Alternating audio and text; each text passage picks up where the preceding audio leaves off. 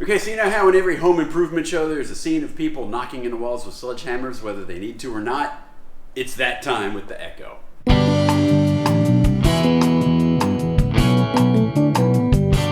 Hey everyone, James Fit RV, and today is in fact Tearout Day. I think in the plan video I told you everything I need to tell you, so really at this point it's just me disconnecting all of the power, and that's solar, battery, 120 volt, and I'm even going to disconnect the second alternator in case I move the van and it does something weird.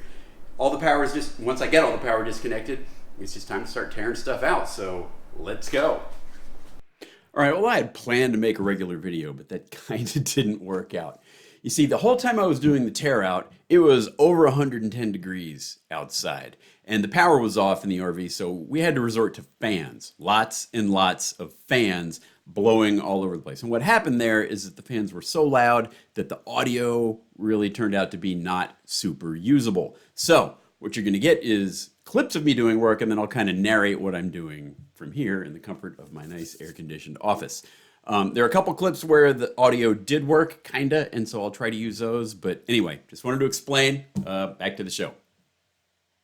All right, well, like I said, I'm starting with shutting off the power. That blue thing is the alternator's charge controller, and to unplug it, there's just a 4-wire plug that you unplug, and I just let it be inside the engine there. So that's off.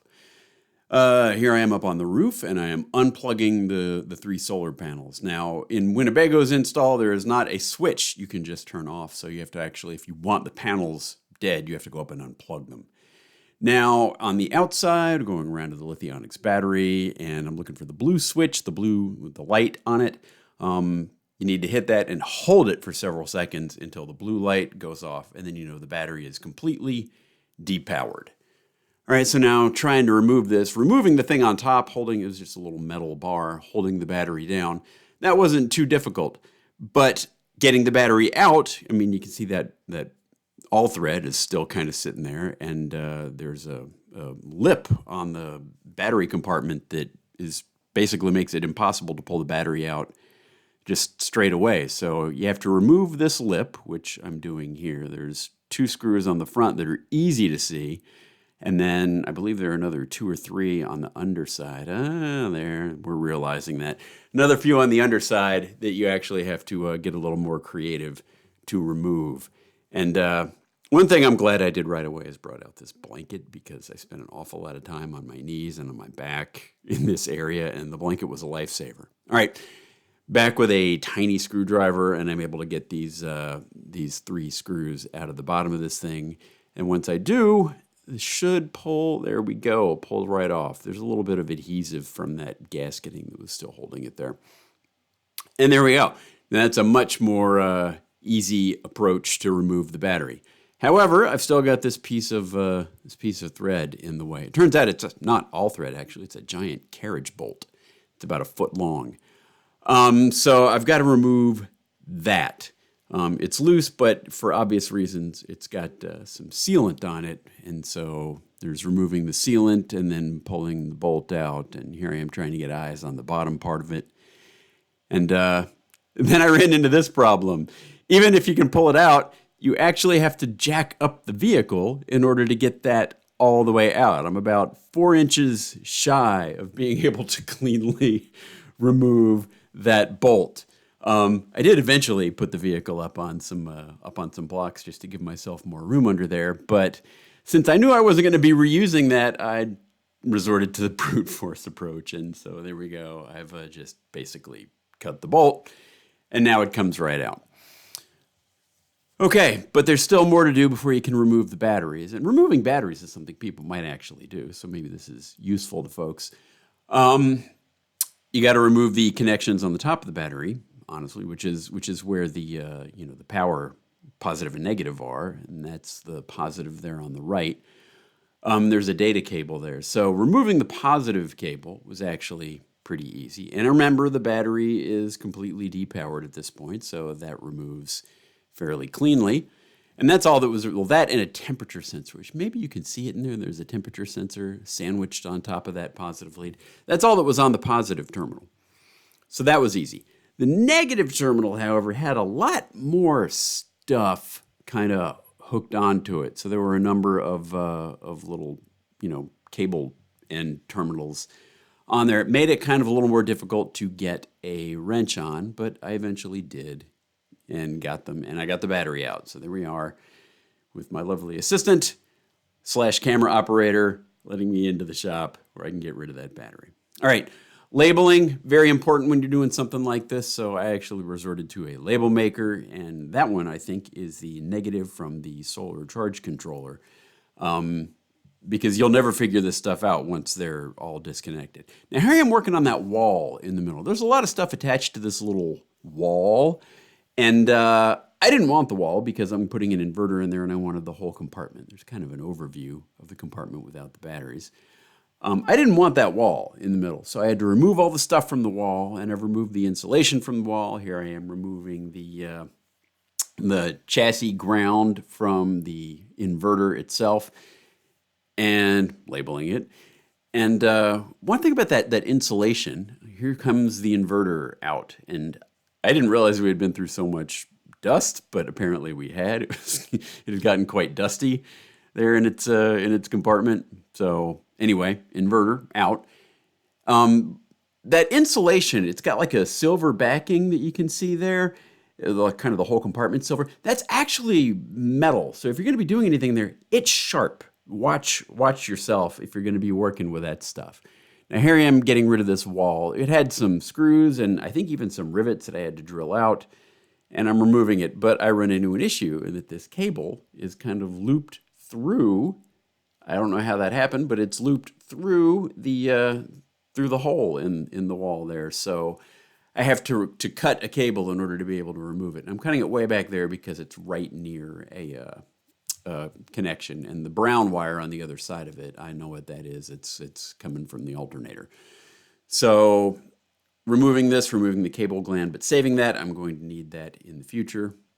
And here's all Steph panning around the stuff that I had out on my blanket of fun. There we go. The wall's out. Now I'm in the second compartment because on our coach we had a 250 amp circuit breaker in the second compartment. Now if you have a generator, that may be elsewhere. If you like on later model EKKOs, they may have even moved that circuit breaker. But for us, it was right here in this compartment. I didn't want it there. I wanted it actually inside, and I wanted the space in the compartment. So I'm removing that, and it just kind of screwed out. There was nothing too crazy about this one. So remove that metal partition, and then unhook all the cables that were inside of it. There was actually quite a few, more than just the one in, one out to the breaker that I saw. So here I am kind of trying to pull some of the wires out because I don't need any wires in this compartment going forward. So pulling, although it doesn't look like much. Now you can see I've got some of the wires out, and I'll be moving those forward. But I wind up with a big empty compartment, so good for that. Now I'm in the shop, and what I'm doing is I am cutting a piece of polycarbonate that I had left over. I believe that's actually left over from when I made a fairing on our last RV Lance. Cutting a piece of polycarbonate that I'm going to use to kind of cover up some holes that are in that second compartment. Here I am sort of drilling some screw holes for mounting. It looks like the bit is turning really slow. I don't know why that is. It was some frame rate problem, I guess. Anyway, I'm drilling some holes so that I can mount it. There we are. That's the hole where the cables came in. I need to cover that up, as well as a number of screw holes. So that's what I'm undertaking next. You'll see there's that. And this is, I actually rehearsed this a time or two because I'm working with that black Sikaflex stuff, and it gets everywhere. It's gooey, it runs. And so you want to make sure that, you don't act, yep. Oh, for the person who guessed that I would bleed in the next video, there we go. I had a drill bit break on me, and it popped back, and so there we go. There was blood. So whoever guessed that I would bleed in the next video, congratulations. You get a cookie. All right, so here I am screwing this thing in, or attempting to screw it in, and now here we go with the sealant, and it's a mess. But I got it in there eventually. Come on.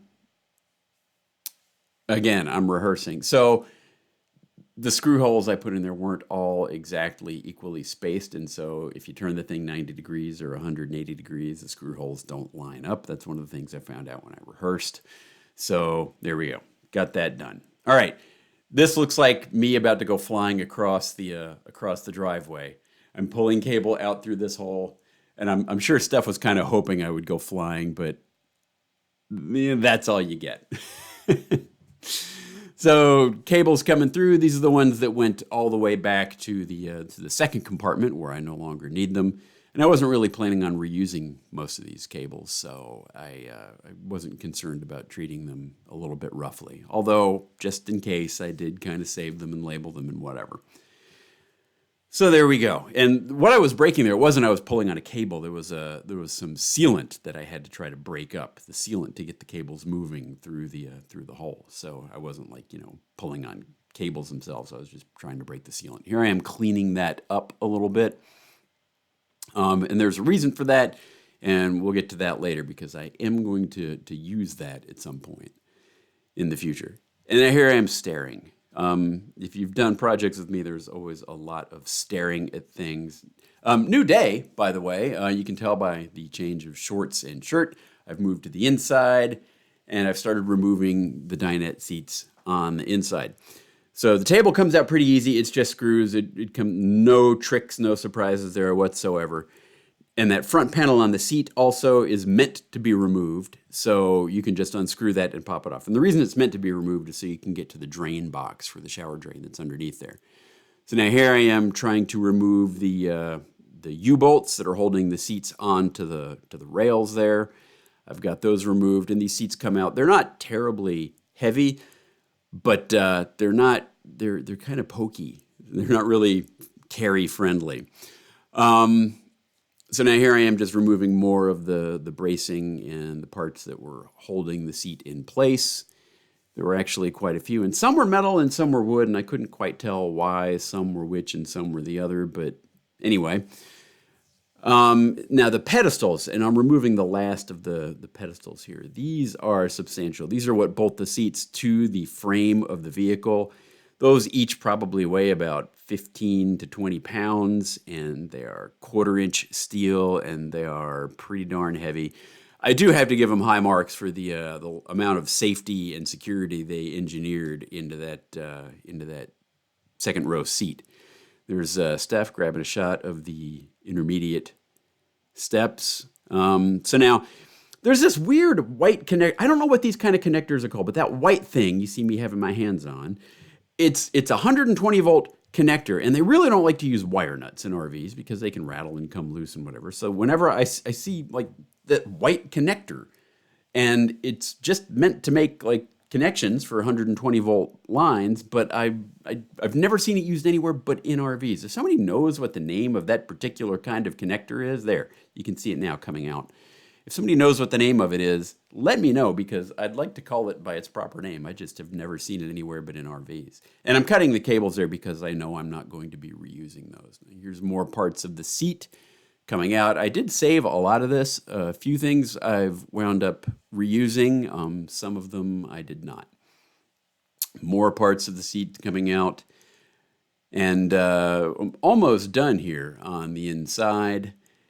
And there we go. There's a final shot. And now we're going to... there's a hole that goes down to the compartment above. Later EKKOs may have a larger hole or a second hole for venting. That's all I got as far as the hole. And we're coming up now to a clip where the sound actually worked. So I think what I'm going to do is stop here and turn it over to the other James. I'm saying I've sort of completed the tear out. So here's what needs to happen next. First, I've torn everything up. The seat came out with these giant bolts. Came out much easier actually than I anticipated. So that's not too bad. What I need to do though is I need to work on filling these holes because they go through to the outside or to that compartment. 2 of the holes I'm going to reuse again for a lap belt, which I have. So 2 of the holes will stay. 6 of them will get filled up. The rest of the wires that are here stay. All these wires over here are labeled, and I'll be reusing those in what I do. So that's good to go. The shower pump obviously stays. This big hole here, I'm actually going to leave big because A, I think I'm going to fill it, and then B, I wouldn't mind actually if a little bit of the cool air from in here got down into where the inverter is going to live. So that's what's going on in here. Now, as far as wiring harnesses, I did make 2 decisions on the wiring harnesses. First, the wiring harness for the Balmar, the charge controller, the regulator, I'm going to leave that. I'm going to reuse that one. That one I seem to have enough. In fact, the temperature sensor was really, really long. So I think I've got enough wire there. I'm going to reuse that one. But the wiring harness that went on the Lithionics battery with the field control and the remote trip for the circuit breaker, that I'm just going to use a new wiring harness. So the batteries are going to go in here. So that's got to kind of happen next, because everything else is going to have to work around the batteries. They're big and they got to go in certain places. So I'm going to try to get those in and get them mounted next. But let me take you outside and show you what it looks like out there. Okay, here's what we've got outside. I've removed sort of everything from this compartment, and I had to disassemble the wiring harness because there's a bunch of wire that I wanted to remove, and I have.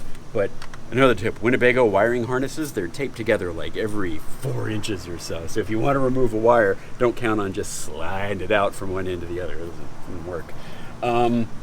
So there was a wall, a partition here that was actually fairly difficult to remove, but I got it out. There are some holes in the bottom that I'm going to have to plug up, some little holes, screw holes. And then there were actually electrical components distributed in these 2 compartments. And so this compartment I'm going to reuse. These holes I think I may use as a fresh air intake. They're up pretty high. They're unlikely to get wet. I think I may keep those just as they are. And then in this compartment back here, I removed everything. There's nothing electrical left in that compartment. I've got a whole lot more room in there now, and I just sealed that up with some, I think it's polycarbonate and some polyurethane sealant. So, next steps out here are going to be to finish cleaning this up, reassemble the wiring harnesses and get those sort of tucked out of the way, and then the bottom half of mounting the batteries is going to take place in here. And then I got to work on the venting that I'm going to want for the inverter, because I'm going to have to drill an exhaust hole somewhere, and I want to do that before I get any electric components in there. So there we go. That's it. This is the chassis battery. This is the one wire in this whole thing that's still live. That's why it's taped up like that. I won't tell you how I figured that out.